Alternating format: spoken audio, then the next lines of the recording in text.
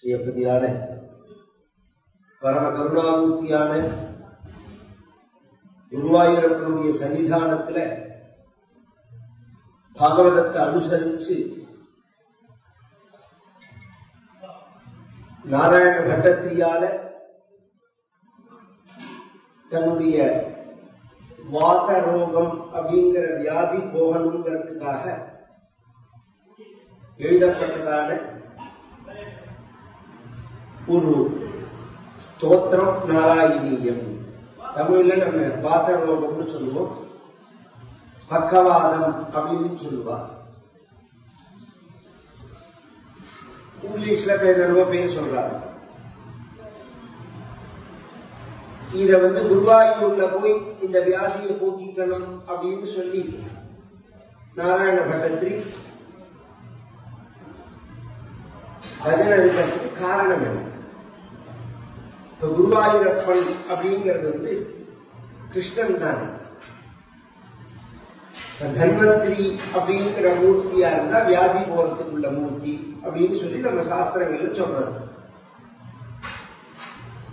மிருத்யுஞ்சயம் அப்படின்னு சொன்னா கண்டங்களை போக்குறவர் அப்படின்னு சொல்றது.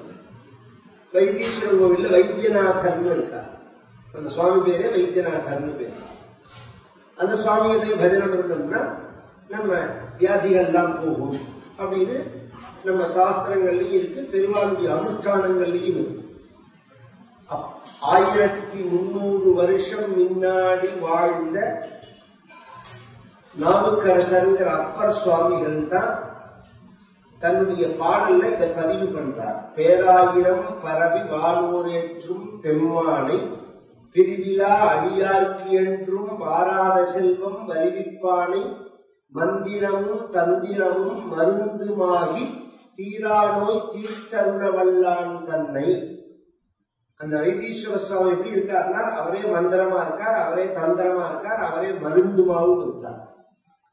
திருக்குறங்கள் தின் சிலை கை கொண்ட போரானை புள்ளிருக்கு வேலூரானை போற்றாமல் ஆற்றனால் போக்கினேனே. புள்ளிருக்கு வேலூர், புல் வேலு. இந்த தமிழ்ங்கிற வாடிக்கு வைத்தா இத பிரிச்சு சொல்லுன்னா சொல்ல முடியாது. வைத்தீஸ்வரன் கோவில் நம்ம பொதுவா சொல்லிட்டோம். அதோட ஒரிஜினல் தமிழ் பேர் என்ன? புள்ளிருக்கு வேலூர்னு பேரு. ஆமா, அந்த ஊரோட பேரு புள்ளிருக்கு வேலூர் அப்படின்னு. ஏன் அப்படின்னா ஏகப்பட்ட பேர் பூஜை பண்ற ஊர் அது. அதனாலதான் அந்த வைத்தியநாத அஷ்டகத்துல சொல்லும் போது யாரார் பூஜை பண்ணினாங்கிறது முதல்லயே வந்துடும். ஸ்ரீராம, சௌமித்ரி, ஜடாயு வேத ஷடானனாதித்ய குஜார்ச்சிதாய ஸ்ரீநீல கண்டாய தயாமயாய ஸ்ரீ வைத்தியநாதாய நம சிவாய. ஸ்ரீராம, சௌமித்ரி, ராமர், லக்ஷ்மண், ஜடாயு. ஜடாயு பூஜை பண்ண கஷேத்திரம் அது. வேத ரிக்வேதம் பூஜை பண்றது. அதனாலதான் ரிக்கு வேலூர்னு பேரு. புல் இருக்கு வேலூர் அப்படின்னு சொல்றோம். ரிக்வேதம் பூஜை பண்ணிருக்காங்க. வேத ஷடானன, ஷடானன்னா முருகன். ஆதித்ய சூரியன் பூஜை பண்ண கஷேத்திரம் அது. குஜ, குஜன்னா செவ்வாய். அதனாலதான் இன்னைக்கு அங்காரக கஷேத்திரம்னு அதை சொல்றோம். நம்ம வைத்தீஸ்வரன் கோவில்ல சொன்னா அங்காரக கஷேத்திரம், செவ்வாய்க்கு உள்ள கஷேத்திரம் சொல்றோம். இத்தனை பேர் பூஜை பண்ண கோவில் அது. அது மாதிரி குருவாயூருக்கு என்ன விசேஷம்? வியாதி போக்குறதுன்னு அப்படி இருக்கான்னா பகவான் நாராயணன், கிருஷ்ணன், வாசுதேவன் அப்படின்னு சொன்னாலும் பிரதிஷ்ட பண்ணினது குருவும் வாயு. அந்த வாயு பகவான் அதுல சம்பந்தப்பட்டிருக்கிறதுனால அந்த ஊர்ல போய் பஜனை இருந்தா வாயு சம்பந்தப்பட்ட வியாதி போகும். அது மாதிரி தமிழ்நாட்டிலேயே ஒரு ஊர் இருக்கு, வாத ஊர்னு பேர், மதுரை பக்கத்துல இருக்கு. ரொம்ப பேருக்கு தெரியாது. ஒரு விஷயம் சொன்னா புரியும். அந்த ஊர்ல பிறந்தவர் தான் மணிவாசகர். அவர் ஒரிஜினல் பெயர் வாத ஊரன்னு பெயர். மணிவாசகர்னு பின்னாடி பகவான் கொடுத்த பெயரே தவிர ஒரிஜினலா அவருக்கு பெயர் வாத ஊரர் அப்படின்னு பெயர். அவர் மதுரை பக்கத்துல இருக்கிறது. மதுரையிலேருந்து 12 கிலோமீட்டர் வாத ஊர் அப்படின்னு பெயர். அந்த ஊர்ல உள்ள பஞ்சபூதங்கள் பூஜை பண்ண க்ஷேத்திரம்னு சொல்றோம். பஞ்சபூத ஸ்தலம் வேற. சிதம்பரமோ திருவண்ணாமலையோ திருவானைக்காவோ இதெல்லாம் பஞ்சபூத ஸ்தலம். இதை தவிர பஞ்சபூதங்கள் பூஜை பண்ண க்ஷேத்திரம்னு இருக்கு. அதுல இந்த வாத ஊருங்கிறது ஒரு ஊர். அது மாதிரி குருவாயூர்ல குருவாயூரப்பனை வாயு பகவான் பூஜை பண்ணதுனால அந்த ஊர்ல நாம பகவான பஜனம் இருந்தோம்னா இந்த பெராட்டிக் அட்டாக் எல்லாம் சொல்றாங்க, அதெல்லாம் வரவே வராது. அந்த நாராயண சரஸ்ல ஒரு தடவை குளிச்சுட்டு நீங்க ரொம்ப எங்க பார்த்தாலும் யார்கிட்ட கொரோனாக்கு அப்புறம் கேட்டா உண்மை இல்லைங்கிறான். ஆனா எல்லாம் இருக்கு. இது எதனாலேன்னா அவளுக்கே புரிப்படலையா, இல்ல மருந்துகளோட சைடு எஃபெக்ட் ஒன்னா வெளியில வரதா, உண்மை புரியல. நன்னா இருக்கிறவாளுக்குலாம் திடீர்னு எந்த ஒரு சைடு வியாதியுமே இல்லாத வாழ்க்கெல்லாம் இது மாதிரி பெனால்டிக் அட்டாக்கோ ஸ்ட்ரோக்கோ அப்புறம் ஹார்ட் சம்பந்தப்பட்ட வியாதிகளோ அவருடைய வாழ்க்கை முறை ஸ்ட்ரெஸ் ஆகார பிரச்சனை இதெல்லாமும் இருக்கு. அது வேற விஷயம்.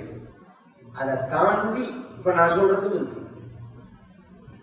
அதனாலதான் நம்ம பெரியவாள் ஆச்சாரம்னு சொன்னாங்க. அன்னைக்கு சொன்ன போது எல்லா உடம்புலையும் ஒரே ரத்தம் தானே ஓடுறது அப்படின்னா எல்லாரும் ஒண்ணுதான்.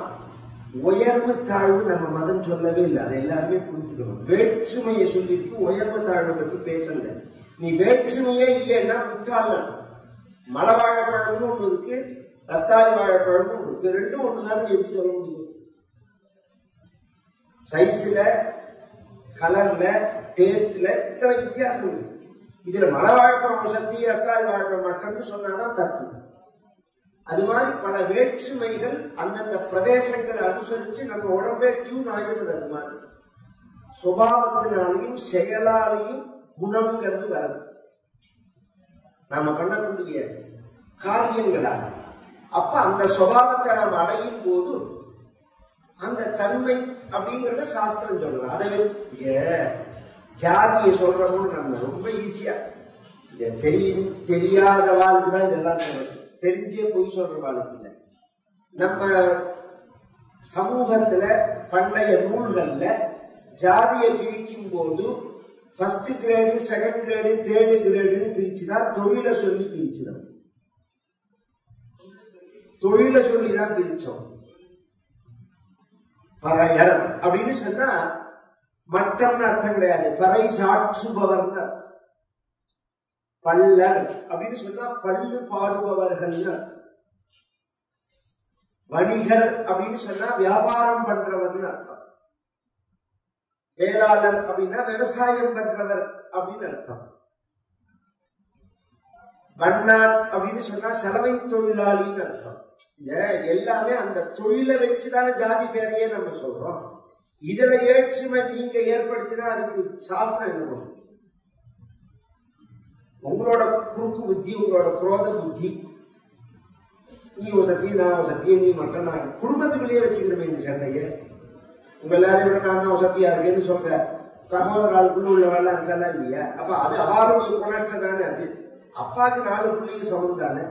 அது மாதிரி தெய்வத்துக்கு எல்லாரும் சமம் தான். அவ சமம்னு காமிக்கிறதுக்கு தானே நம்ம கோவில்ல சமமா வச்சு பூஜை பண்ணுவோம். 63 நாயன்மார்கள்ல 12 பேர் தான் நீங்க சொல்ற பிராமணங்கிறவங்க. மிச்சம் அத்தனை பேர் கவர்மெண்ட் கெஜெட்ல எத்தனை உண்டோ அத்தனை ஜாதியும் இருக்கு. அங்கே ஜாதி பார்த்தா நம்ம பூஜை பண்றோம். இதெல்லாம் பின்னாடி வந்தவர்களுடைய ஒரு சிறிய புத்தியினால இந்த சண்டைகள்லாம் வந்துருக்கு. அதுவும் வேணும்னு சில பேர் உள்ள போட்டு கலப்பியும் விட்டாங்க. அதுக்குன்னே ஒரு டீம் ஒர்க் பண்றதுன்னு வச்சுக்கோம். இன்னி அளவு ஒர்க் பண்ணணும். நாம தான் புரிஞ்சுக்கணும் அவர்களுக்கு தனி அப்படிங்கிறது. இங்க வாதமூர் அப்படிங்கிறது குருவாயூரப்பன் அப்படிங்கிறவன்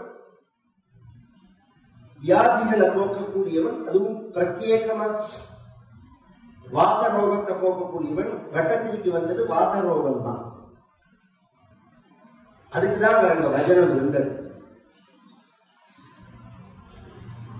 இவர் ஸ்தோத்திரம் பண்ணும்போது வாத ரோகம்னு சில இடத்துல குறிப்பிட்டு சொன்னாலும் மொத்தமா ரோகத்தை அதையும் காட்டிலும் ஆர்த்திங்கிறார், தன்னுடைய மனோவியாதியை குறிப்பிடுறார். அதனால இது என்ன ஆயிடுதுன்னா பிரசித்தி ஆயிடுது. எந்த அளவுல அப்படின்னா ஆபத்து, ஆர்த்தி, ஆமயம் அப்படின்னு எல்லாமே அகாரம் தான். ஆபத் அப்படின்னா நாம நினைக்காம வளர்க்கிற நெடுதுக்குள்ள வர கஷ்டம். ஆர்த்தி அப்படின்னா மனோவியாதி, இன்னும் 2 மாசம் கழிச்சு இந்த பிரச்சனை வரப்போறது, இது எப்படி சமாளிக்க போறோம்னு தெரியலையே அப்படின்னு நினைச்சு அப்படியே முகுகிறோம். அதுக்கு ஆர்த்தின்னு பேரு. ஆமயம்னா சரீர சம்பந்தப்பட்ட வியாதி. இது எல்லாருமே போக்கக்கூடியதான தெய்வமா குருவாயூரப்பன் பிரகாசிக்கிறதுக்கு காரணம் இவருடைய ஸ்தோத்திரம். பாகவதத்தை அனுசரிச்சு இவர் பண்ணி வரும்போது நிர்குணமான வஸ்துவே சகுணமா இருக்கு.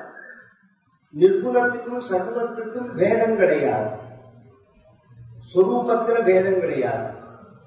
ரூபம் கூட தற்காலிகமானது. அதனாலதான் ஆச்சாரியால் ஜெகன் மித்யான்னு சொன்ன போது வியாபகாரிக சத்தியமா அங்கீகாரம் பண்றார். பிரபஞ்சம் பாரமார்த்திக சத்தியம், வியாபகாரிக சத்தியம் 2ஆ பிரிச்சுட்டார்.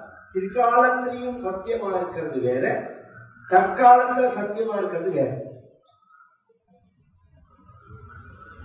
இப்ப இந்த மோதிரம்னு இதை சொல்றோம், இத சங்கிலின்னு சொல்றோம். இந்த வேற்றுமை இருக்கு வடிவத்தினால.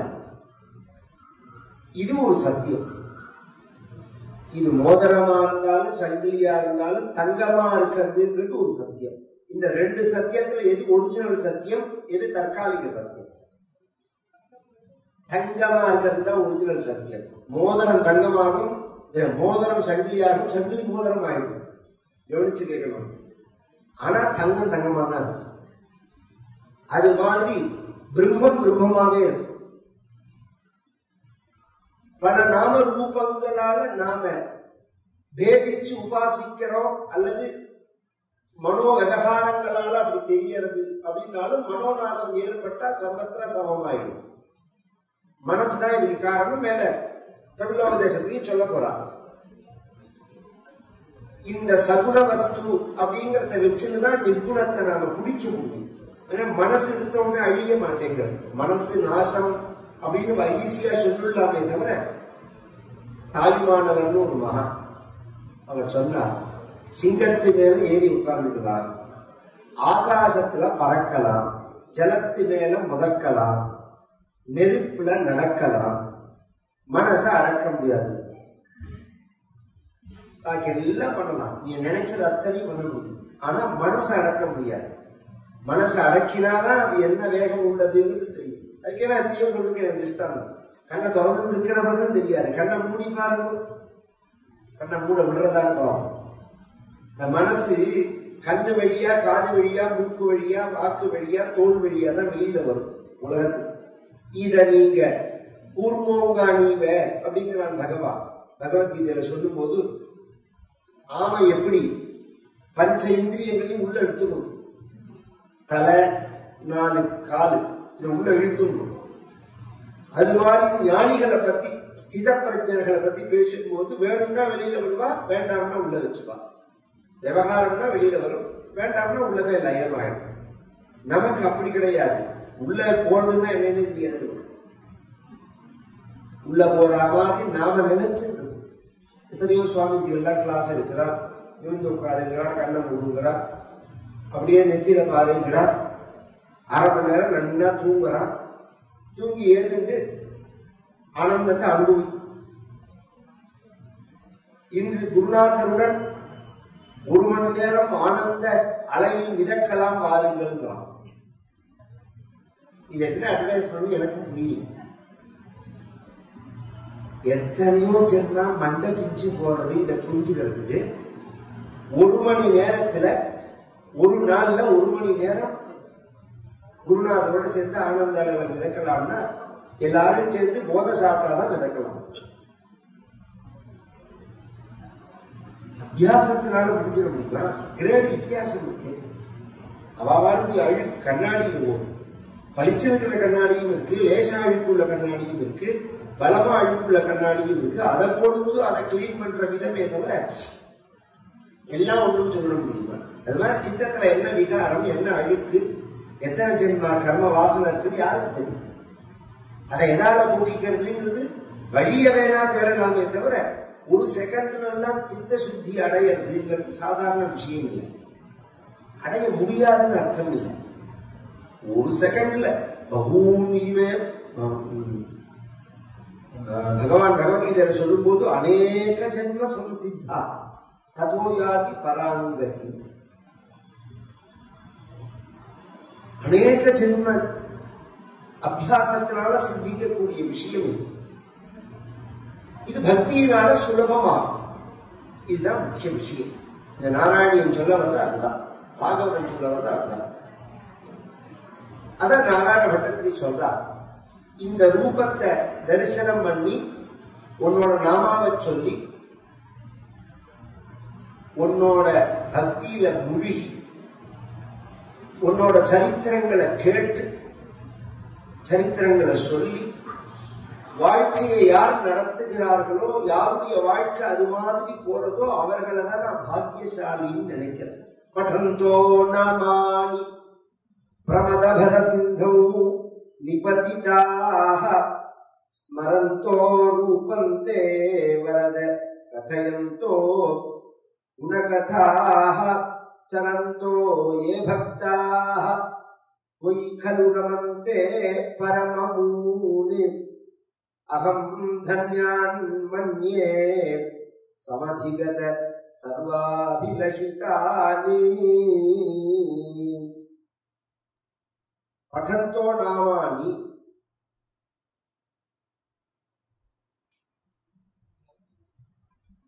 உன்னுடைய நாமாக்களை சொல்லிட்டு பிரமதபர சித்தோ நிபதிதாக, உன்னுடைய பக்தியில அப்படியே முழுகி நிற்கக்கூடியவர்கள்.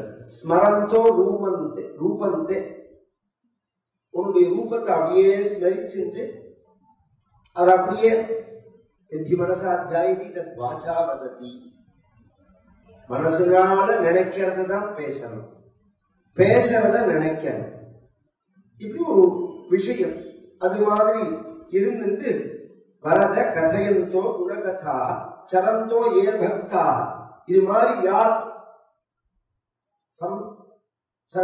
சஞ்சாரம் பண்ணுகிறார்களோ அவர்களை தான் நான் அகம் தன்யான் மன்னியே, அவர்களை பெரிய பாக்கியசாலி அப்படின்னு நான் நினைக்கிறேன் அப்படின்னா. சமதிகத சர்வாபிலஷிதா, பொதுவா லோக ரீதியா நம்ம யார் பாக்கியசாலின்னு சொல்றோம்?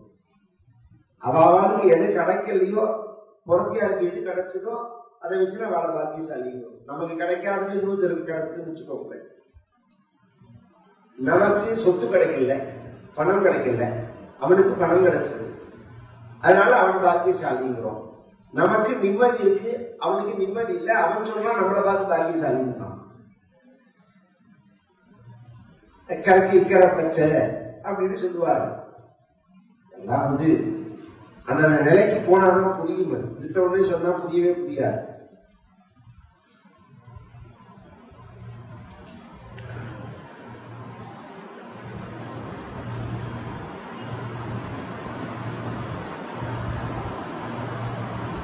இந்த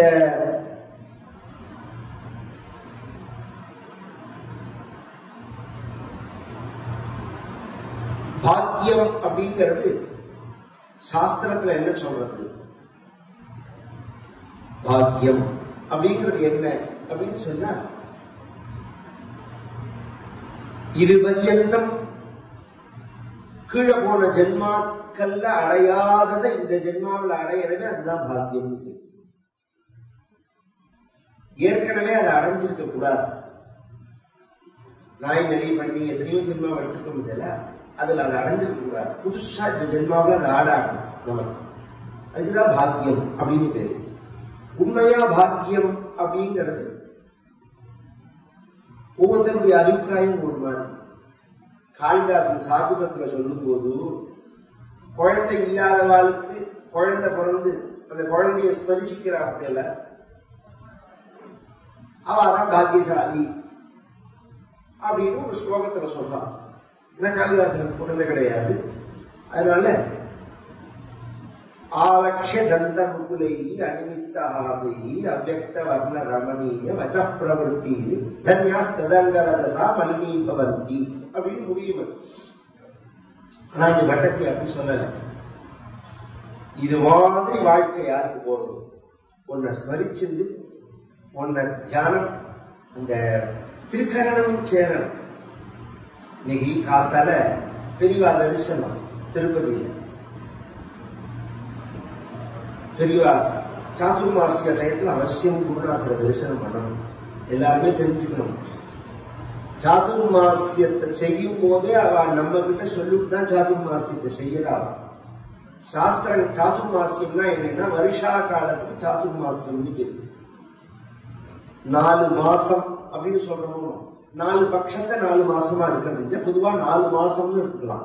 ஆடி, ஆவணி, புரட்டாசி, ஐப்பசி அப்படிங்கிற 4 மாசமாவும் எடுத்துக்கலாம். இது அமாவாசைக்கு அப்புறம் வரும். 2 வகையா இருக்கு கணக்கு. சாந்திரமானம் சௌரமானங்கள் வரும்போது ஆடி அமாவாசைக்கு அப்புறம் வரும் அப்படின்னு எடுத்துக்கலாம். இல்ல பௌர்ணமிக்கு அப்புறம் அப்படின்னு எடுத்துக்கலாம். எப்படி அதெல்லாம் அந்த கணக்கு எல்லாம் வேற விஷயம். நான் எல்லாரும் இது கரெக்டா அது கரெக்டானா எல்லாமே கரெக்ட் தான்.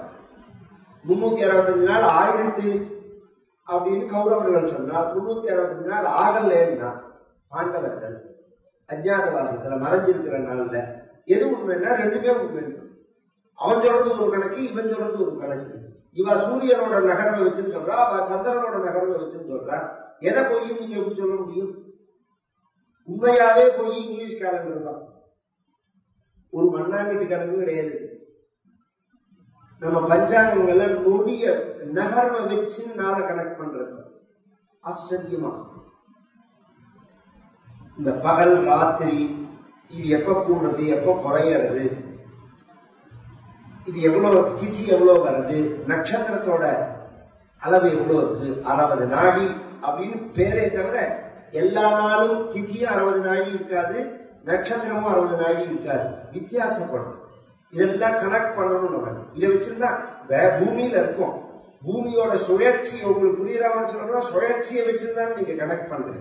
பூமியை தாண்டி மேல போயிட்டு நாளை எப்படி கனெக்ட் பண்ணுவீங்க? எத்தனை நாள்ல எப்படி கனெக்ட் பண்ணுவீங்க?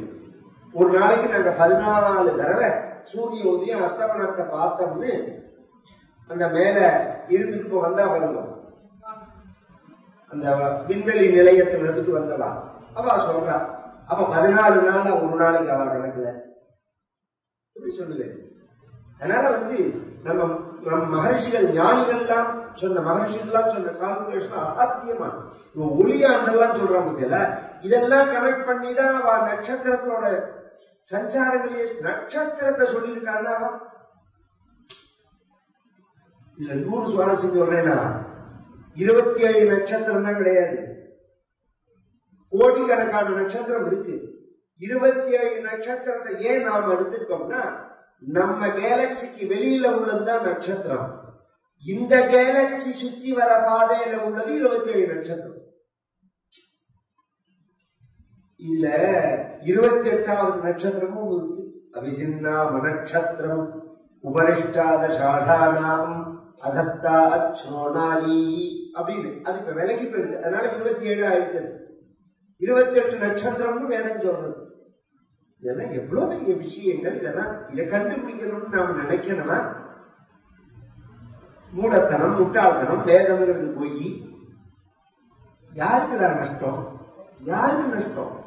அறிவை பொய்ன்னு சொன்னா யாருக்கு நஷ்டம்? வெளிக்கர்நாட்டுக்காரன் கொண்டு போறான் கொள்ள கொள்ளையா.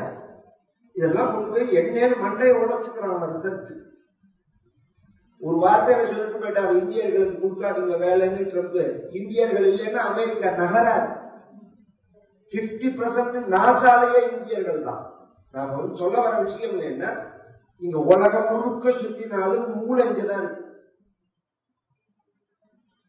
புத்திசாலித்தனம் வேற. புத்திசாலித்தனம் கிரிமினலா எவ்வளவு பேர் இருக்கலாம்.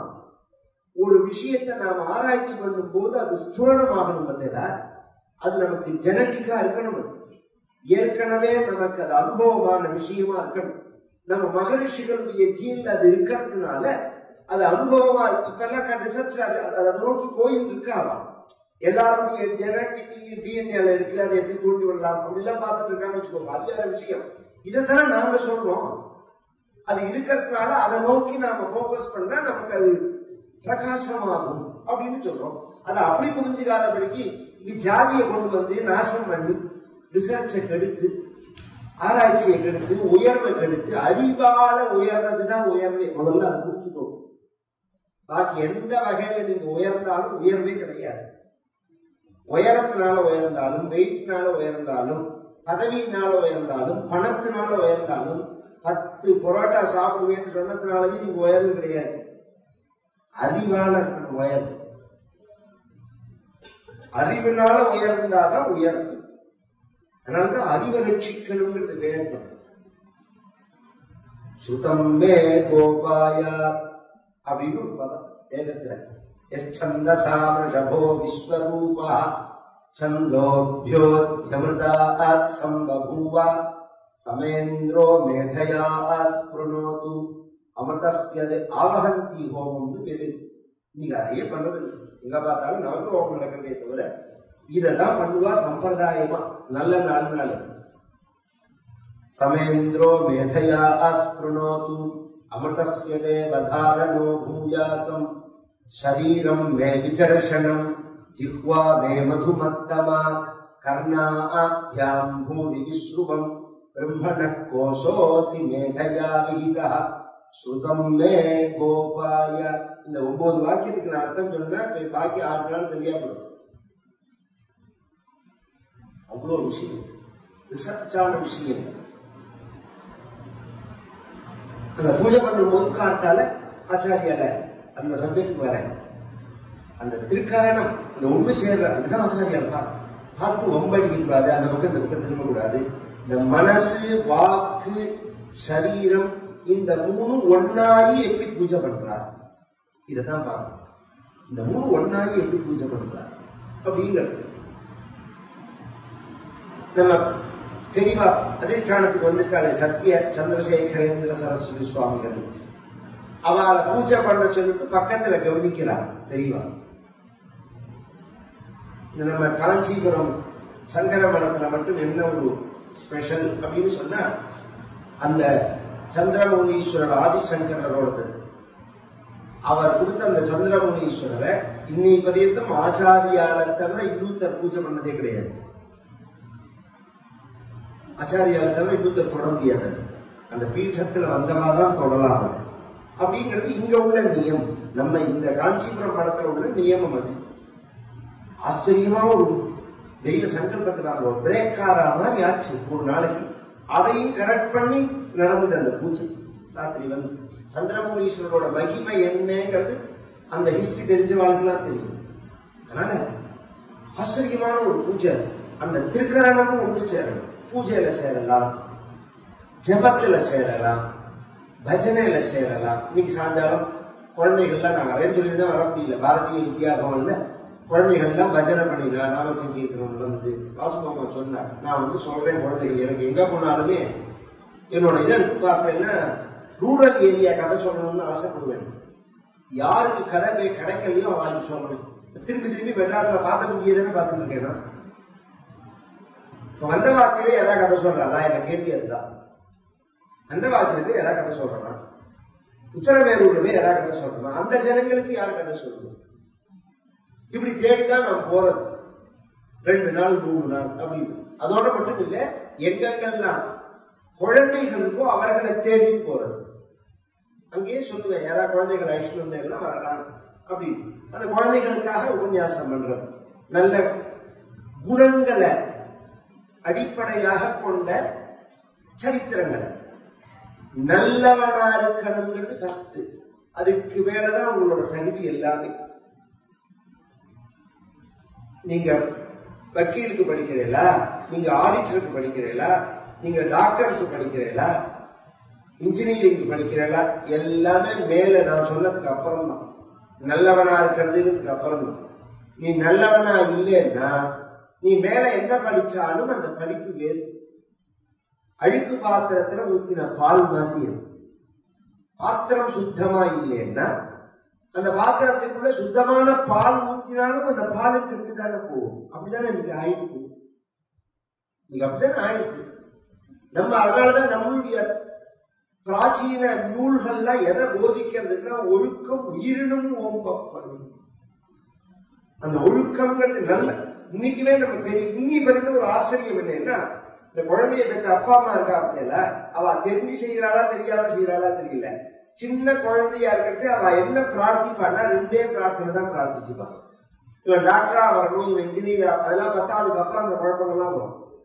ஆரம்ப காலத்துல அவ வேண்டிக்கிறது என்னன்னா, இவன் நோவு நொடி இல்லாம இருக்கணும், நல்லவனா இருக்கணும். இந்த குழந்தை நல்லவனா இருக்கணும் அப்படின்னு சொல்லி ஆசீர்வாதம் பண்ணுவோம் அப்படின்னு தான் வேண்டிப்பான். ஏன்னா அதுதான் ரொம்ப முக்கியம். நல்லவனா இருந்தாதான் சமூகத்துல நிம்மதி இருக்கு. கெட்டவனா இருந்தா சமூகம் நாசமாயிடும். ஒரு கெட்டவன் இருந்தா சுத்தி இருக்கிறவங்களுக்கு நிம்மதி போயிடும். ஒரு நல்லவன் இருந்தா சுத்தி இருக்கிறவங்களுக்கு நிம்மதியா இருக்கலாம். ஒரு நல்லவனை பெற்றான் தசரதன், புற்பா முதலா புள்ளி எறும்பாதி ஒன்றின்றியே நற்பால் அயோத்தியில் வாழும் சராச்சரம் எல்லாம் நற்பாலுக்கு உயிர்த்தனன் நான்முகன் பெற்ற நாட்டுதே அப்படின்னு எல்லாரையும் பகவான் வைகுண்டத்துக்கு அழிச்சுட்டு போனா. ஒரு அயோக்கியனை பெற்றான் திருதராஷ்டிரன், லட்சக்கணக்கான பேரை காவு வாங்கிட்டான். துரியோதனங்கிற ஒத்தனோட பிடிவாதத்தினால வந்த சண்டை, ஒத்தனோட பிடிவாதம். வேண்டாண்டா துரியோதனா, 5 தேசம் கொடுக்கலன்னா 5 நகரம், 5 கிராமம், 5 வீடு, இந்த அளவுக்கு இறங்கி பேசினார் பகவான். 5 ஊசி குத்தர அளவு பூமி கூட தர மாட்டேங்கிறான் அப்படியே சொல்றான். அப்புறம் சண்டை வந்தது. சொத்து அப்படியே கேட்கல பஞ்சபாண்டவர்கள். நீ இப்ப மிச்சம் கொஞ்ச காலமா வருகிறதுக்கு ஒரு இடம், இதுதான் அவ கேட்டது. தரமாட்டேன்னு சொன்னதுனால சண்டை வந்தது. ஒரு கெட்டவனை பெற்றா எத்தனை பேர் மகாபாரத யுத்தம், உலகத்திலேயே பெரிய போர் மகாபாரத யுத்தம் தான். உங்க கால்குலேஷன்ல நான் சொன்னேன்னா நோட்டை வச்சுட்டு எழுதினேன்னா ஒரு அட்ச ஊனி அப்படிங்கிறது நான் கணக்கு சொன்னேன்னா மண்ட குழம்பு உங்களுக்கு. எத்தனை தேர், எத்தனை யானை, எத்தனை காலாட்பட அப்படிங்கிறத கணக்கு சொன்னோம்னா குதிரை இந்த 4 இருக்கு. சதுரங்க சைன்யம்னு பேரு. தேர், யானை, குதிரை, காலாட்பட இந்த 4க்கு சதுரங்கம்னு பேரு. இத சொன்னோம்னா தலை சுத்தும். கோடிக்கணக்கான பேர் செத்தது மகாபாரத யுத்தத்துலதான். அவன் ஒத்தனோட பிடிவாதம் தானே. அதனால நல்லவனா இருக்கணும் அப்படிங்கிறது தான் முக்கியம். நல்ல நல்ல குழந்தைகளை நாம் அடையணும் அப்படின்னு இந்த திரிகரணமா சேர்ந்து பகவான் ஆராதிக்கணும். இந்த பாக்கியத்தை எனக்கு தரணும், இந்த வியாதிகள் எல்லாம் போக்கணும் அப்படின்னு மேல பகவானுடைய சிருஷ்டியிலேருந்து சொல்றார். பகவான் சுருக்கமா சொல்லிட்டு போறேன். பகவான் ஒருவனே இருந்தார். அந்த பகவானுடைய யோக நித்திரையில இருந்தார். பொதுவா நமக்கு இமேஜினேஷன் சொல்லணும்னா பிரளயம்னு சொல்றது. பிரளயம்ங்கிறது நீங்க நிற்கிற மாதிரி சமுத்திர ஜலம் இல்ல, காரணோதகம்னு பேரு. இந்த பஞ்சபூதங்கள் வரத்துக்கு காரணமான அணு. கவனிச்சுக்கிறதுதான் புரியும். பஞ்சபூதங்களுடைய தோற்றம் ஒரு அணுலேருந்து ஒரு அணு சேர்ந்து பிரிஞ்சு இப்படிதானே ஏற்பட்டிருக்கு. இப்பயே நெருப்புல இருந்து ஒன்ன சேர்த்தா ஜலம், ஜலத்துல இருந்து ஒன்னு எடுத்தா நெருப்பு. இந்த மாளிகை எதுவோ சொல்லுவாங்க. நான் 1வது ஸ்கூல் போகாதனால எனக்கு அது ஞாபகம் வச்சுக்க முடியல. நான் எங்க வழி முழுக்க அத்தியானம் தான். இருந்தாலும் நம்ம இன்னைக்கு ரீச் ஆகணுங்கிறதுக்காக நான் அதை அப்டேட் பண்ணிக்கிறேன். நான் அந்த அணுக்கள் இருக்கு பாருங்க, இதுக்கு காரணமான அணு அதுதான் வியாபிச்சிருக்கு. அதுக்கு மூலமான பரபிரம்மம் தான் இருக்கு. அப்பயும் அந்த அணு முழுசா வரல, அது அவ்யக்தமா இருக்கு. இப்படிதான் அதை புரிஞ்சுக்க முடியும். பரமாத்மா ஒருத்தம் தான் இருப்பான், ஒண்ணுதான். ச ஏகா சய ஏகம் விது அப்படின்னு வேதம் சொல்றது. அந்த ஏகமான வஸ்துவானது யோக நித்ரையிலிருந்து விழிச்சிருந்தது. நாம தூங்குறதே ஆழ்ந்த உறக்க கவனிச்சு கேட்கணும். ஆழ்ந்த நம்ம கிட்ட என்ன இருக்கு? நினைவுகள் இருக்கு, சக்தி இருக்கு. கண்ணு பார்க்கறது, காது கேட்கறது, மூக்கு நுகர்றது, வாக்கு ருச்சிக்கிறது, தோல் ஸ்பரிசிக்கிறது. இந்த ஞானம் இருக்கு, அறிவு இருக்கு, சக்தி இருக்கு, காரியங்களை செஞ்ச பதிவு இருக்கு, செய்ய வேண்டிய பிளான் இருக்கு நம்ம கிட்ட. இத்தனை விஷயங்கள் முழுக்க உங்களுக்கு எப்ப நினைவுல இருக்கும், எப்ப வெளிப்படும்? நீங்க முடிச்சிருந்தாலும், நீங்க தூங்கினா எங்க போயிட்டு அதெல்லாம் உங்களோட பார்க்கிற சக்தி, உங்களோட கேட்கிற சக்தி, உங்களோட நுகர்ற சக்தி எங்கேயாவது அழிஞ்சுக்கிட்டா என்ன? இல்ல, உங்கள்கிட்ட லயமாயிடும். இப்படி சொன்னா இந்த அளவுதான் புரியுற மாதிரி சொல்ல முடியாது. அது மாதிரி இந்த உலகம் முழுக்க இந்த பஞ்சபூதங்கள், பஞ்ச தன்மாத்திரைகள், கர்மேந்திரியங்கள், ஞானேந்திரியங்களுடைய ஆதாரத்துலதான் இந்த உருவங்கள் எல்லாம் படைக்கப்படாது. இந்த பஞ்சபூதங்கள், பஞ்ச தன்மாத்திரைகள், கர்மேந்திரியங்கள், ஞானேந்திரியங்கள் சொல்லக்கூடியதான இந்த 24 தத்துவங்கள் பகவான்கிட்ட லயமாயிடும். பகவான் யோக நித்திரையிலேருந்து வெளிப்பட்ட உடனே முதல்ல வெளியில வர்றது அவ்யக்தம், பிரகிருதி, மாயை. 3 ஒண்ணுதான். இந்த அவ்யக்தம்னு சொல்லலாம், வியக்தமடையாத நிலை. பிரகிருத்தின்னு சொல்லலாம், இப்ப நான் சொன்ன மாதிரி இயற்கைன்னு சொல்லலாம், மாயேன்னு சொல்லலாம். மாயான்னா என்ன அர்த்தம் தெரியும்? அம்பாள் இல்ல, யா மா சா மாயா. யா மா சா மாயா. எது இல்லையோ அதுக்கு மாயன்னு பேரு. யா மா மான்னா இல்ல, சா அவர் மாயா. எது இல்லையோ அவளுக்கு மாயேன்னு பேரு. அது எப்படி சார்? ஆமா, அப்படிதான். இல்லாததான் இருக்கிறாங்க. விசார ரூபேன மறைஞ்சு போயிடுவது. விசாரிக்காத வரைக்கும் எல்லாம் இருக்கா மாதிரி தோணும். நோட்டு விசாரிச்சு உள்ள போக போக விலகின்றே போகுங்க. இந்த பிரகிருதி அல்லது அவ்யக்தம்னு சொன்னா புரிய சொல்ல, ஒரு பெரிய கோபாலபுரம் கோவில்ல பிரபஞ்சம் நடக்கிறது. இப்ப லைட் எல்லாம் போட்டுருக்கு, நான் பிரவச்சனம் பண்றேன், எல்லாரும் உட்கார்ந்து இருக்கேன். கதையெல்லாம் முடிஞ்ச உடனே எல்லாம் சேர் எல்லாம் எடுத்து வச்சுருவா. இல்ல இப்பயே ஒரு நிமிஷம் கரண்ட் எல்லாம் லைட் எல்லாம் அணைச்சிட்டு எல்லாம் கும்பி இருட்டா இருக்குன்னா ஒண்ணுமே கண்ணுக்கு தெரியலேங்கிறதுக்காக ஒண்ணுமே இல்லைன்னு ஆயிடுவேன். ஐஸ்டீனோட விஷயமே அதான் ரிசர்ச். கண்ணுக்கு தெரியாததை காட்டிலும், கண்ணுக்கு தெரியறதை காட்டிலும் கண்ணுக்கு தெரியாததுதான் ஜாஸ்தின்னு. எனர்ஜியோட பர்சன்டேஜ் அளவு கூடயா, மேட்ரோட பர்சன்டேஜ் அளவு கூடயா இந்த பிரபஞ்சத்துல? எனர்ஜியோட 90% எனர்ஜியா தான் இருக்கு. ஒரு ஆச்சரியம். ரீதியில அவ சொல்லிட்டு போறா, நீங்க படிச்சு தொலைஞ்சதுனால நானும் அந்த ரீதியில தான் சொல்ல வேண்டியிருக்கிறேன். என்ன பிரச்சனைன்னு கேளுங்க. எனர்ஜி மேட்ராகும், மேட்ரு எனர்ஜி ஆகும். இந்த சுழற்சி நடந்துட்டே இருக்கு. இதனால நாங்களும் சொல்றோம் சிருஷ்டி ஸ்திதி சம்மாரம், சிருஷ்டி ஸ்திதி சம்மாரம். ஹோமங்கள் எல்லாமே அப்படித்தானே. ஒரு பதார்த்தத்தை கொண்டு போட்டதுனால அதை அழிச்சு போயிடல, அந்த ரூபம் தான் நிறைய இருக்கு. ஒரு உணவை சாப்பிட்டோம்னா அந்த உணவு அழிஞ்சு போயிட்டு தான் நம்மகிட்ட அந்த சக்தியை கிரகிச்சுட்டு சக்கையை தள்ளி விடுறது வெளியில. அந்த சக்தியை கிரகிச்சுக்கிறோம் பார்த்தீங்களா? அது மாதிரி ஹோமங்கள்லாம் பண்ணும் போது அந்த பதார்த்தத்தோட எனர்ஜி அப்படியே இருக்கு. எந்த எனர்ஜி எந்த தேவதையை உத்தேசிச்சு நாம பண்றோமோ அந்த தேவதைக்கு டிரான்ஸ்பர் ஆயிடுது மந்திரத்தினால. சக்கை மட்டும்தான். அதனாலதான் அது வேஸ்ட்ன்னு நாங்க சொல்றது இல்லை. நீ நெருப்புல போறது வேஸ்ட்னு சொன்னீங்கன்னா நீ திங்கிறதும் வேஸ்ட் தான். வேலைக்கு தின்னு நாசம் பண்றீங்க. தின்னு என்ன கண்ட சொல்லுங்க, கொஞ்சம் நிமிஷம் யோசனை பண்ணி சொல்லுங்க. தின்னு என்ன பண்ணிடுறீங்க? 4 பேர் திங்கிற சொத்தை ஒரே ஆள் திங்கலாம். என்ன பண்ண? எங்க போறது? அதெல்லாம் அதுக்கு பதில் சொல்லணும் போனோம். இது பெரிய விஷயம் இது.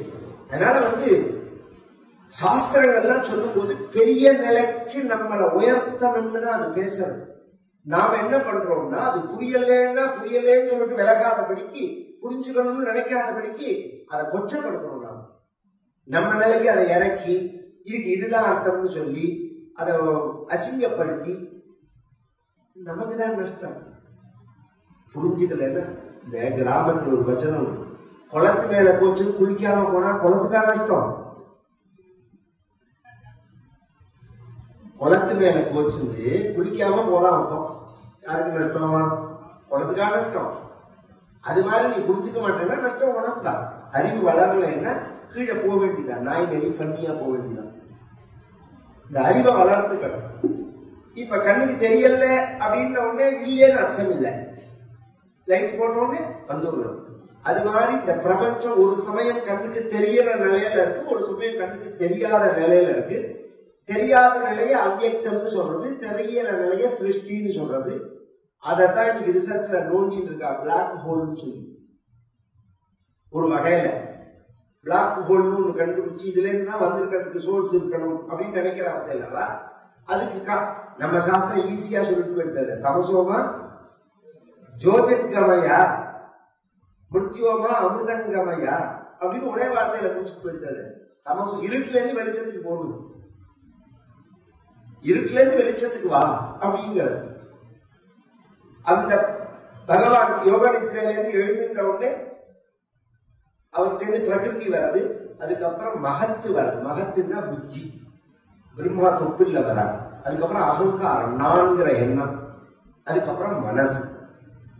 பஞ்சபூதங்கள் ஆகாசம், காற்று, நெருப்பு, நீர், நிலம். இதுக்கு காரணமான பஞ்ச தன்மாத்திரைகள் சப்தஸ்பர்ஷ ரூப ரசங்களை சொல்லிட்டே போற. காதுல விழுந்த மாதிரி இருக்கும், விழாத மாதிரி இருக்கும், புரிஞ்ச மாதிரி இருக்கும், புரியாத மாதிரி இருக்கும். வேதாந்த படம் அப்படிதான் இருக்கு. கேட்க கேட்கதான் புரியும். சப்தஸ்பர்ஷ ரூபரச கந்தம்னு பேரு. ஆனா இதெல்லாம் கேட்கணும், ஏன்னா இதெல்லாம் வெளியில கேட்க முடியாதான சப்தங்கள். வெளியில போனா 1000 பழக்கத்தில் உள்ள வார்த்தைகளை கேட்கலாம், இந்த சப்தங்களை கேட்க முடியாது. பஞ்சபூதங்கள் தெரியும். பஞ்ச தன்மாத்திரைகள்னா என்ன? ஸ்தூலம் சூக்ஷ்மம்னு சாஸ்திரம் பிரிக்கிறது ஒரு பொருளை. கண்ணுக்கு தெரியறதுக்கு ஸ்தூலம்னு பேரு, கண்ணுக்கு தெரியாத நிலையில அது இருக்கிறதுக்கு சூக்ஷ்மம்னு பேரு. ஆகாசம் ஸ்தூல பூதம், அதுக்கு சூக்ஷ்மம் சப்தம். இப்போ ஒரு ஸ்பேஸ், ஒரு பானை, ஒரு டம்ளர் இருக்கு. இந்த டம்ளருக்குள்ள ஒரு ஸ்பேஸ் இருக்கு. இந்த ஸ்பேஸை நாம எப்படி உணர்றோம் அப்படின்னா, காதுல வச்சுக்கோங்க, சப்தம். அந்த காலத்துல மண்பானையில சமைக்கும் போது மண்பானையை வாங்கறதுக்கு 2 வகையான பரீட்சை. ஒண்ணு ஜலத்தை ஊத்தி பார்க்கலாம், ஊதி பார்த்தா தெரியும் லீக் ஆகுதா இல்லையான்னு. அதை விட ஈஸியான விஷயம் என்னன்னா, காதுல வச்சு சத்தம் வந்ததுன்னா புரியும். எங்கேயாவது ஒரு இடத்துல லீக் இருக்குன்னா சத்தம் வராது, ஒரு இடத்துல ஓட்டை இருந்தா சத்தம் வராது. ஓட்டை இருக்கா இல்லையான்னு அதை வச்சு பார்த்தாலே புரிஞ்சு போயிடும். அவ்வளவு அறிவா சார்ந்த சமூகம் நம்மளோட. அதுதான் சொல்லுவார், ஆகாசத்தினுடைய அடையாளம் தன்மாத்திர சப்தங்கள், காற்றினோடு ஸ்பரிசங்கள். ஸ்பரிசத்தினால்தானே. நெருப்போடது ரூபங்கள், பார்க்கிற நிலைக்கு அப்பதான் வராது. ஜலத்தோடது ரசங்கள், டேஸ்ட். பூமியோடது கந்தம், வாசனை. இந்த 5 தன்மாத்திரைகள், 5 பூதங்கள். இத நாம கிரகிச்சுக்கிறதுக்கு நம்ம கிட்ட 5 கருவிகள். கண்ணு, காது, மூக்கு, நாக்கு, தோல். காதால சப்தத்தை எடுத்துக்கிறோம், கண்ணால ரூபத்தை எடுத்துக்கிறோம், மூக்கால கந்தத்தை எடுத்துக்கிறோம், நாக்கால ரசத்தை எடுத்துக்கிறோம், தோளால ஸ்பரிசத்தை எடுத்துக்கிறோம். இதுக்கு ஞானேந்திரியங்கள்னு பேரு. செயல் புரியக்கூடிய கருவிகள்னு 5. வாக்பாடி, பாதம், பாயு, உபஸ்தம். பேசற வாயி, கைகள் 2, கால்கள் 2, யூரின் டாய்லெட் போற பாதம். இதுக்கு கர்மேந்திரியம் பேரு. இது 5. ஞானேந்திரியம் 5, பஞ்சபூதங்கள் 5, பஞ்ச தன்மாத்திரைகள் 5, 4 5 20. அதுக்கப்புறம் 21 அப்படிங்கிறது மனசு. அகங்காரம் 22, மகத்தி 23, பிரகிருதி 24. இந்த 24 தத்துவங்கள் பகவான் படைச்சது, பிரம்மா கிடையாது. இதை வச்சுதான் உலகத்தை படைக்கிறார் பிரம்மா. இதுக்கு மேலதான் படை. பிரம்மா நாபி கமலத்திலிருந்து வந்தார், தாமரையில வந்தார். அந்த தாமரையோட கணக்கு என்னன்னா 14 இதழ்கள் உள்ள தாமரை. தாமரைன்னு ஒண்ணு கொத்தாம்புதுவா தாமரைன்னு சொல்லலங்க, 14 இதழ்கள் அதற்கு. ஏன்னா 14 உலகங்கள், 14 உலகங்கள். நாம இருக்கிற இந்த பூமிக்கு மேல 7, பூமிக்கு கீழே 7. கீழே அதல விதல சுதல ரசாதல தலாதல மகாதல பாதாளம் அப்படிங்கிறது கீழே. பூலோகம், புவர்லோகம், சுவர்லோகம், மகோலோகம், ஜனோலோகம், தபோலோகம், சத்தியலோகம்ங்கிறது 7. 7 7 14. இந்த 14க்கு மேல பிரம்மா உட்கார்ந்துருக்கார். பிரம்மா எப்படி உட்கார்ந்துருக்கார்? 4 தலையோட உட்கார்ந்துருக்கார். 4 தலை அவருக்கு எப்படி வந்தது? தேனே பிரம்ம ஹிருதாய ஆதிகவையே, ஒத்த தலையோடு தான் அவர் வந்தார். பகவான் அவருக்கு வேதத்தை கொடுத்த உடனே அந்த வேதம் 4ஆ இருக்கிறதுனால 4 தலையாயிடும், அல்லது 4 திக்க குறிக்கிறாங்க. ஒரிஜினலா பிரம்மாவுக்கு 5 தலை. நான் அந்த கதையை சொல்லி குழப்பம். அது ஒரு கதை இருக்கு. அந்த 5வது தலைய தலையில உள்ள அந்த மண்ட ஓட்டுக்கு கபாலம்னு பேரு. அந்த கபாலத்தை கையில வச்சிருக்கிறதுனாலதான் கபாலின்னு பேரு. பகவான் மயிலாப்பூர்ல இருக்கிறதுல கபாலீஸ்வரர்னு சொல்லணும். இந்த மண்ட ஓட்ட பிரம்ம கபாலம்னு பேரு. இது 5வது. அதுக்குள்ள வேண்டாம். 4 இந்த பிரம்மாவை கொடுத்து சிருஷ்டி பண்ண சொல்றான் பகவான். வேதத்தை கொடுத்து, வேதம்னா அறிவுன்னு அர்த்தம். பொதுவா விதஞானேன்னு தாத்து. யாரோட அறிவுன்னா பகவானோட அறிவு. இந்த வேதத்தை பத்தின ஒரு கன்ஃபியூஷன் இன்னைக்கும் இருக்கு. ரிசர்ச்ல வரும்போது மேக்ஸ்மூலர்ல இருந்து ஆரம்பிச்சு வெளிநாட்டு அறிஞர்களா இருந்தாலும் சரி, நம்ம தேசத்துல இருந்த எத்தனையோ சயின்டிஸ்டோ அல்லது மகரிஷிகள், ஒரு பெரிய அறிஞர்களும் மகர்ஷிகளை ஒட்டுருவோம். இவா பரியந்தம் ஒரு காலத்தை நிர்ணயம் பண்றாங்க. 3000 காலம், 5000 வருஷம், 7000 வருஷம். இந்த முதல்ல காலத்தை நிர்ணயம் பண்றதே பைத்தியக்காரன். ஏன்னா அனுமானம் என்றைக்குமே மாறுபாடை உடையது. யூகம் இருக்கு பாருங்க. நீங்க உன்னை கண்டுபிடிக்கிறேன், உன்னை வச்சு இதை நிரூபிக்கிறேன். நீங்க எது பரியந்தம் அது உண்மையா இருக்கும்னா இன்னொருத்தர் உங்களுக்கு மேல கண்டுபிடிக்காத பரியந்தம் உண்மையா இருக்கும். இன்னொருத்தர் உங்களுக்கு மேல அதை கண்டுபிடிச்சுட்டாங்கன்னா உங்களோடது பொய்யா போயிடும். அப்ப எதை நம்பணும்னா இந்த கண்டுபிடிப்புகளை உண்மையான பூஷா எடுத்துக்க கூடாது. தஸ்மாத் சாஸ்திரம் பிரமாணந்தே. சாஸ்திரம்னா பிரமாணம். சாஸ்திரம்னா என்ன சார்? எல்லாரும் சொல்றோம் அந்த வார்த்தைய. அப்படின்னா என்ன? எதை குறிக்குவதுன்னா 4 தான் குறிக்குவது. ஸ்ருதி, ஸ்மிருதி, இதிகாசம், புராணம். ஸ்ருதினா வேதங்கள், ஸ்மிருதினா சட்ட நூல்கள், இதிகாசம்னா ராமாயணம், பாரதங்கள், புராணங்கள்னா 18 உபபுராணம். இந்த 4க்கு தான் சாஸ்திரம்னு பேரு. இதுக்கப்புறம் பின்னாடி வந்தவர்கள் அத்தனை பேரும் இதற்கு விளக்கம் தான் சொன்னார்களே தவிர அவர்கள் ஒரு சாஸ்திரத்தை எழுதவே இல்லை. தமிழிலையாகட்டும், சமஸ்கிருத ஆதிசங்கராகட்டும், மத்வாச்சாரியராகட்டும், ராமானுஜராகட்டும், அல்லது வட இந்தியாவில் உள்ள குருமார்கள், எல்லாமே இவ 3 பேரை ஃபாலோ பண்றவங்க. ரொம்ப பேர் நினைச்சிட்டு இருக்காங்க. ராமதாசர்னு ஒருத்தர், ராமானந்தர்னு ஒருத்தர், சைத்தன்ய மகாபிரபுன்னு ஒருத்தர், வல்லபாச்சாரியார்னு ஒருத்தர், ஞானதேவர்னு ஒருத்தர். இவெல்லாம் தனி மதம் நினைச்சிட்டு இருக்கா. கிடையவே கிடையாது. இவா 3 பேரை ஃபாலோ பண்றவங்க. ஆதிசங்கரர், மத்வர், ராமானுஜர் காமிச்ச அந்த மார்க்கத்தை ஒரு பூஸ்டர் பண்ணி அவ காமிக்கிறார். கவனிச்சா ஒரு துவைத்தமா இருக்கும், அல்லது அத்வைதமா இருக்கும், அல்லது விசிஷ்டா அத்வைதமா இருக்கும். மேக்சிமம் அத்வைதம் தான் கூட. இந்த பிரபஞ்சத்துல மதம் சாராத தத்துவ மேதைகள் கூட ஒத்துண்ட விஷயம் அப்படிங்கிறது அத்வைதத்தை தான். அத்வைதத்தை தான் அவ ஒத்துக்கிறான். அதுக்காக மற்றது பொய்ன்னு அர்த்தம் இல்லை. அது ஒரு ஆங்கிள், ஒரு நிலை. அதுக்கு மேல கிடையாதுங்கிறது தான் இந்த பிரச்சனையே. உண்டா கிடையாதுன்னா உண்டு. அதோட நின்று போயிடல. அதுக்கு மேல ஒரு நிலை உண்டுங்கிறது தான் ஆதிசங்கரர் சொல்லிட்டு போயிருக்கா. நிறைய இது மாதிரி கேட்க வேண்டியது, படிக்க வேண்டியது 1000 இருக்கு. நான் பிரிஞ்சு போறேன்னு நினைக்காதீங்க. ஏன்னா நாராயணியை மட்டும் நான் வெற்றி பண்ணிட்டு நாராயணியன் ஸ்லோகத்தை பதம் மட்டும் சொல்றதா இருந்தா இதுல 3 ஸ்லோகம் ஆயிருப்பேன். சாஸ்திரங்களையும் புராணங்களையும் வேதங்களையும் வாசிச்சு தொலைச்சதுனால அதை தாண்டி போக முடியல. இதை விளக்காம போனா ரொம்ப தப்பு அப்படின்னு தோன்றது நமக்கு. சத்தியத்தை விளக்கிட்டு போகணும் அப்படின்னு. இப்ப 4 வேதங்கள், 4 சிரஸ். வேதங்களுடைய காலங்கள் பகவானுடைய அறிவு, அதுக்கு காலமே கிடையாது. ரிசர்ச் எல்லாம் சொல்றதெல்லாம் ஒண்ணும் கிடையாது. அதனால காலத்தை பத்தி யார் பேசினாலுமே அதை முழுசா நாம ஏத்துக்க முடியாது. அது வேதத்துக்கு தான் இல்லை, அவதாரங்களுக்கு பேசினாலுமே ஏத்துக்க முடியாது. ஏன்னா உனக்கு பிரமாணம் ராமன் ஒருத்தர் உண்டுங்கிறதுக்கு பிரமாணமே வால்மீகி தானே. வால்மீகி சொன்னதுன்னா உங்களுக்கு எப்படி ராமனை தெரியும்? வால்மீகியே பாலோத்வாரச வாரஷிகான்னு ஒரு இடத்துல சொல்றார். 12 வயசு மதிப்புல இருந்தான் அப்படிங்கிறார். அதே வால்மீகியே விஸ்வாமித்திரத்தை கொடுக்கும் போது 12 வயசுல மதிப்புல இருந்தான்னு சொல்ற வால்மீகியே விஸ்வாமித்திரர் தசரதன் சொன்னதா ஒரு வார்த்தை சொல்றார். 60 வருஷ சகசிராணி ஜாதஸ்ய மம கௌஷிகா, 60,000 வருஷம் மண்ணாடி பெற்ற குழந்தைங்கிறார். 60,000 வருஷம் நான் கஷ்டப்பட்டிருக்கேன் ஒரு குழந்தை அடையறதுக்கு. 60 வருஷ சகசிராணி அப்படிங்கிறார். இதுல எதை உண்மையா இருக்கு?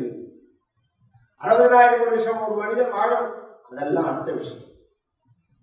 ஒரு மனிதன் வாழ முடியுமா முடியாதாங்கிறதுலாம் அடுத்த விஷயம். அது காலம் தான் தீர்மானம் பண்ணணும், நாம தீர்மானம் பண்ண முடியாது. ஏன்னா புராணத்துல இருக்கு. இல்ல சதமானம் பவதின்னு இருக்குன்னா அடுத்த சப்ஜெக்டுக்கே வரையலாம். வருஷம்ங்கிறதே உங்க கணக்கு என்ன, சாஸ்திரத்தோட கணக்கு என்ன? அந்த கேள்வி. புத கிரகத்துல போய் சேர்ந்து உட்கார்ந்துட்டா ஒரு வருஷத்துக்கு எத்தனை நாள்? பூமியில உட்கார்ந்துட்டா ஒரு வருஷத்துக்கு எவ்வளவு நாள்? குருவில போய் உட்கார்ந்துட்டா ஒரு வருஷத்துக்கு எவ்வளவு நாள்? சனியில போய் உட்கார்ந்துட்டா ஒரு வருஷம் 900 சொச்சம்னா நம்ம கணக்கு ஒரு வருஷமே. ஒரு வருஷம்ங்கிறது நீங்க சூரியனை சுத்தி வர கணக்கு தானே சொல்றேன். பூமி சூரியனை சுத்தி வர கணக்கு தானே சொல்றேன். பூமி சுத்தி வரதுக்கு 360 நாள் ஆகுது. புதன் சுத்தி வரதுக்கு 84 நாள் தானே ஆகுது. அப்ப வருஷம்ங்கிறது புதனுக்கு எப்படி ஆகுதுன்னா 84 தான் ஆகும். அதனால இதெல்லாம் ரொம்ப போட்டு ஜனங்களை நபுத்தி பேதன் ஜனையேது அஜ்ஞானா கர்ம சங்கீனாம் அப்படின்னு பகவான் ஒரே வார்த்தையில சொல்லிட்டு போயிட்டான். ஜனங்களை போட்டு குழப்பக்கூடாது, புத்தி பேதம் பண்ணக்கூடாது, அதுல குளிர் காயக்கூடாது, அதுல சம்பாதிக்க கூடாது. அதை விட அயோக்கியத்தனம் எதுவுமே கிடையாது. ஏன்னா பரிணாம வளர்ச்சியில ஒரு நிலைய ஜனங்கள் அடைஞ்சிருக்கும் போது அவர்களை குழப்பி நீ கீழே தள்ளி விட்டேன்னா பரம பாவம். ஒரு ஆட்டை போய் ஒரு நாளை மாற்ற முடியுமா? முதல்ல கேள்வி. ஒரு ஆட்டை மாற்ற முடியுமா? ஒரு நாயை மாற்ற முடியுமா? நாய் மேல நிறுத்த முடியாதுன்னு சொல்லுவோம். ஏன்னா அதுக்கு ப்ரோக்ராம் பிக்ஸ் ஆனது. அது எப்படி வாழணும் இருக்கோ அப்படிதான் அது வாழும். இவ அந்த தாண்டி தானா சுயமா சிந்திக்கிற தன்மை வரத்தே சிந்திச்சு மேல போகணுங்கிற வாழை கீழே தள்ளி விட்டேன். ஐயோ மேல ஜடபந்த சரித்திரத்துல சொல்ற பாகவதத்துல